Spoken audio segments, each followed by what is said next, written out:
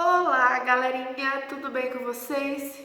Então, gente, hoje nós vamos trabalhar a disciplina de História, tá bom, pessoal? Página 172.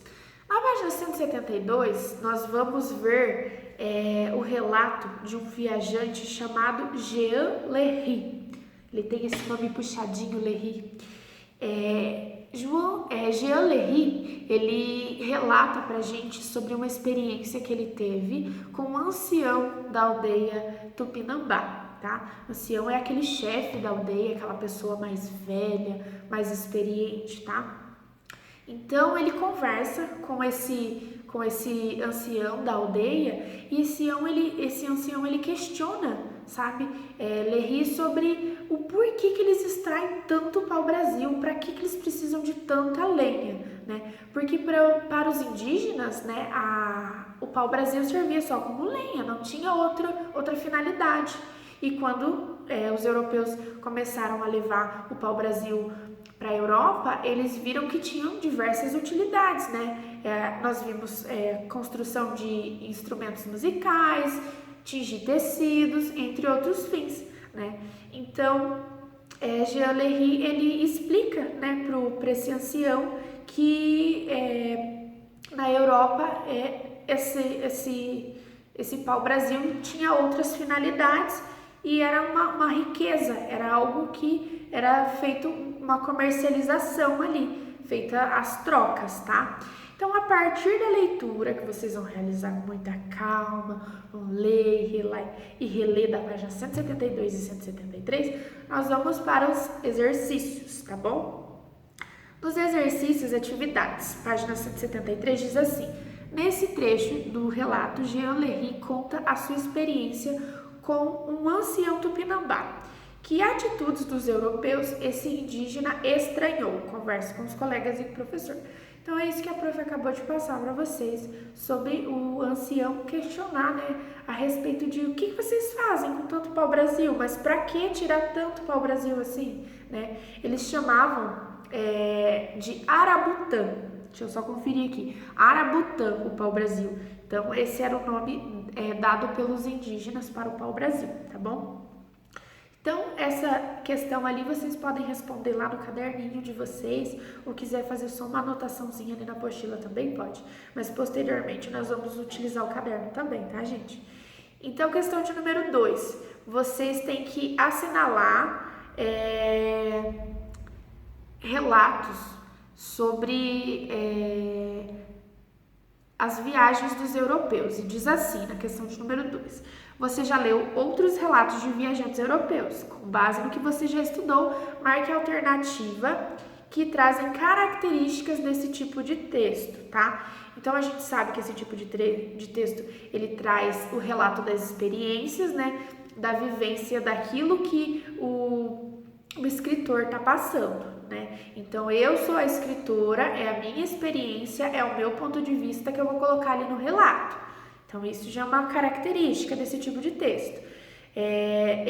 Os viajantes descrevem também, muitas vezes, as coisas que eles veem, as situações, o que gera o estranhamento em relação à realidade que eles vivem lá na Europa. Então, são esses pontos que existem nesses textos, né? Eles comparam as realidades do que eles vivem lá e do que eles estão vivenciando ali no Brasil naquela época, tá bom?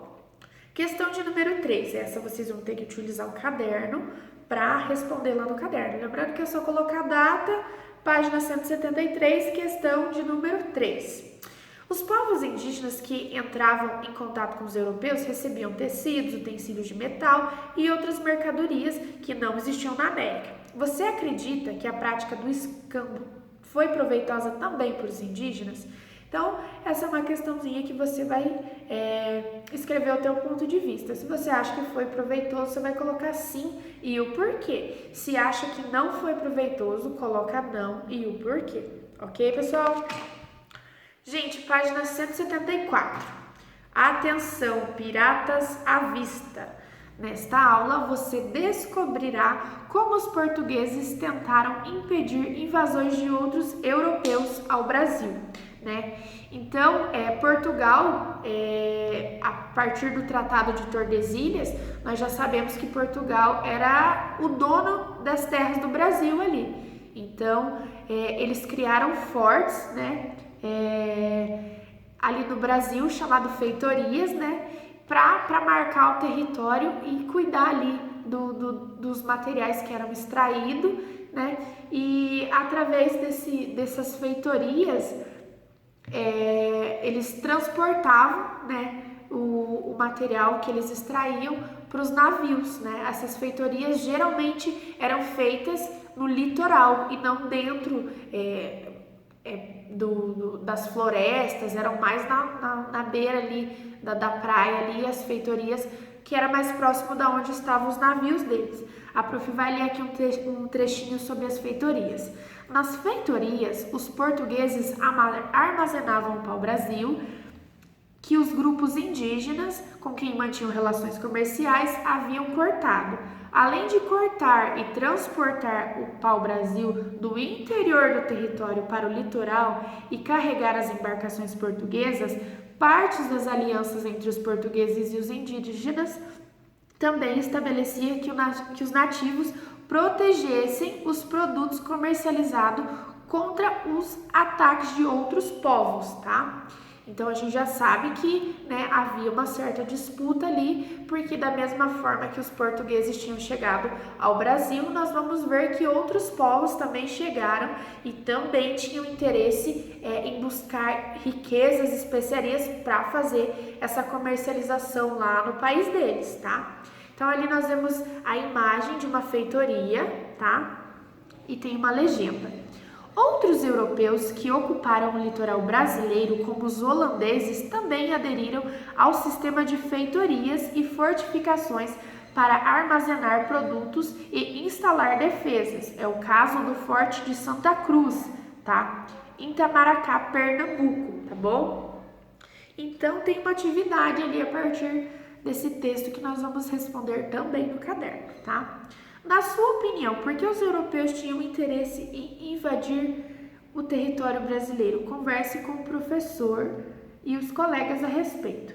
Então, gente, invadir o Brasil os europeus queriam invadir o Brasil para explorar o pau-brasil e encontrar outras riquezas naturais, né?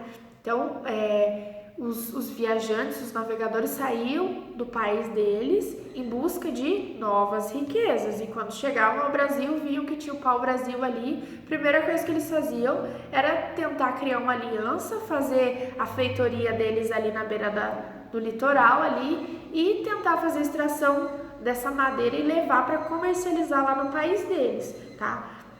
Então, lá na página 175 agora, nós vamos trabalhar com o tema Os Europeus de Olho no Brasil, tá? Muitos reinos europeus não aceitaram a decisão de Portugal e da Espanha de dividir os territórios da América entre si, tá?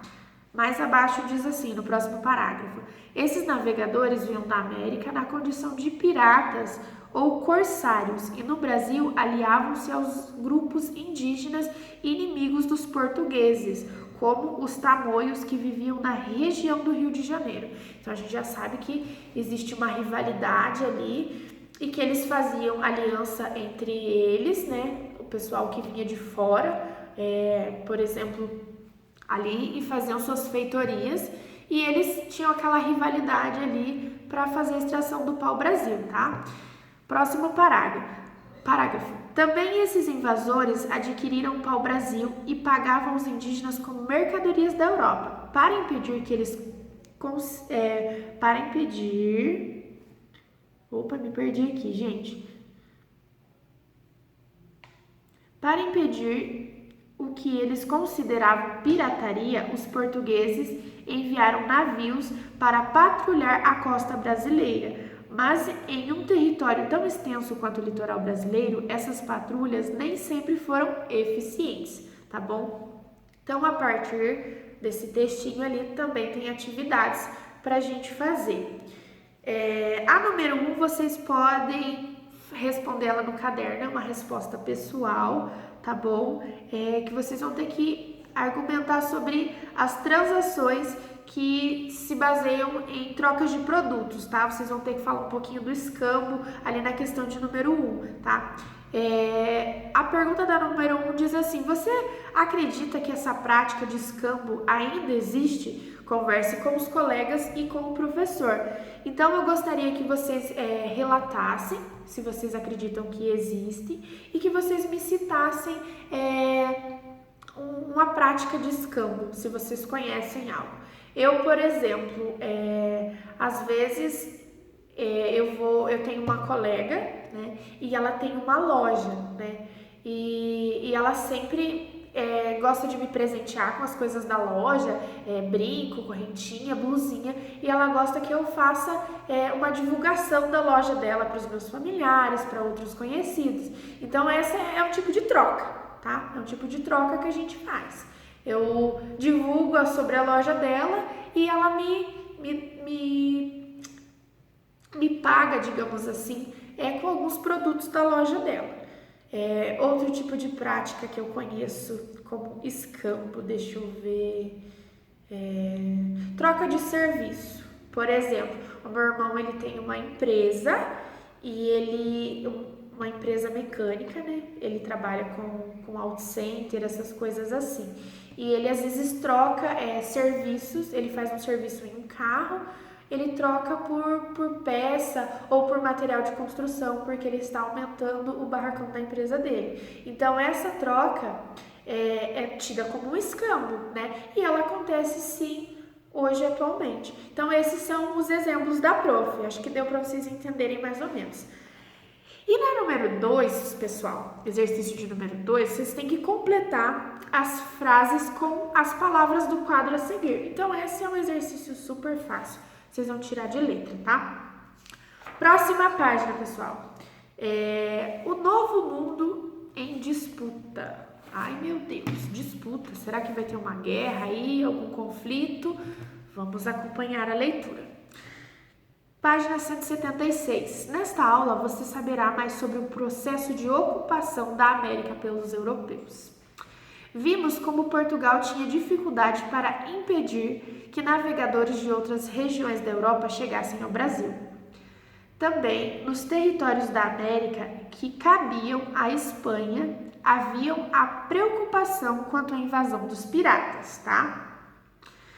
Já no começo do século XVI, os espanhóis que chegaram aos territórios onde hoje se situam o México e o Peru encontraram ouro e prata nessa região. Se o pau-brasil já atraía estrangeiros, a notícia da descoberta de metais preciosos aumentou mais o interesse de outros reinos europeus. Além disso, o território da América ficou sob posse da Espanha, era ainda maior que o território português e reunia milhares de grupos indígenas com culturas muito diferentes. Isso tudo tornava muito difícil para os espanhóis controlar o território e garantir a exploração de metais preciosos que tanto eles queriam. Agora a gente vai ler ali a legenda que diz assim: à esquerda tem o pingente de ouro fabricado por volta do século X por indígenas da região da Colômbia. À direita, joia feita de ouro e turquesa por indígenas da região do México no século XIV. Peças como essa despertavam o interesse dos espanhóis em ocupar terras indígenas e obter os tão desejados minerais preciosos. Então, gente, a partir dessa leitura aqui, a gente pode perceber que havia também a descoberta de novos territórios, né? E que em cada local existia uma riqueza natural, né? Então,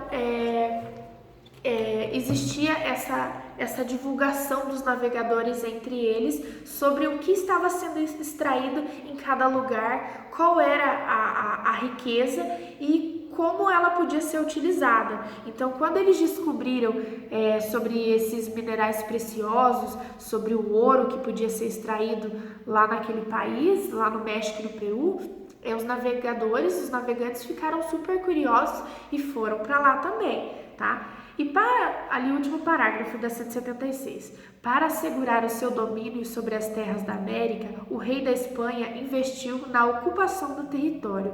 Assim, financiou viagens e incentivou a vinda de expedições para a América.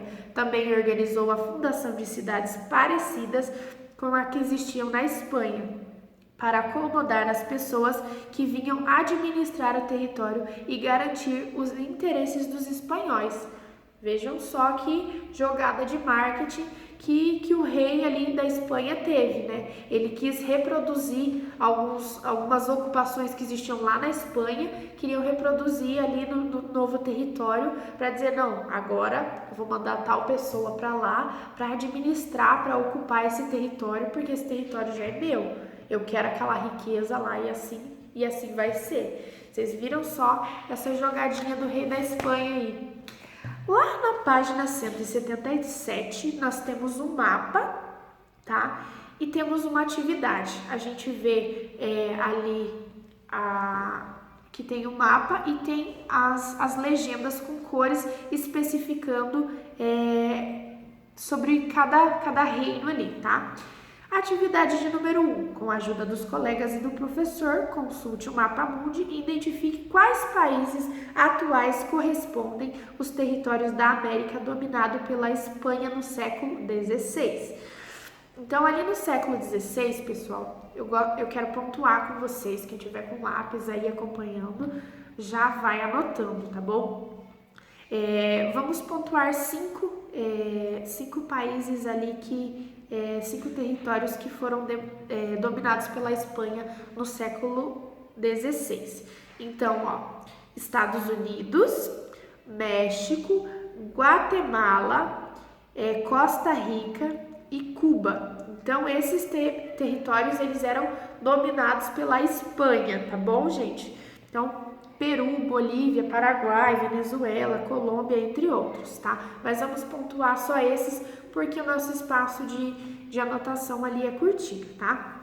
Número 2, gente, destaque no texto da página 176, tá?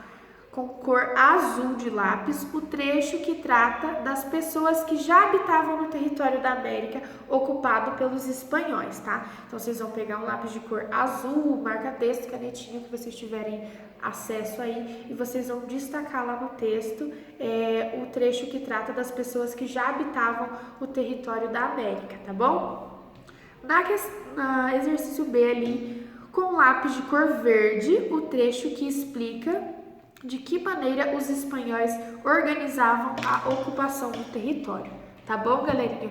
A nossa aula ficou um pouquinho mais extensa do que o normal, né? Mas nós vamos tentar finalizar esse conteúdo o mais breve possível para a gente dar continuidade na apostila do segundo bimestre.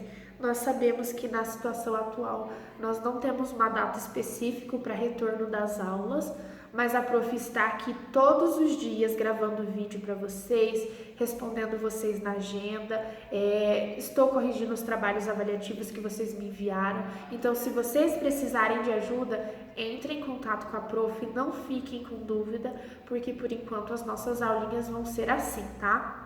Eu amo muito vocês, tá? E qualquer coisa que vocês precisarem é só me chamar. Beijinho. Tchau, tchau, quarto ano.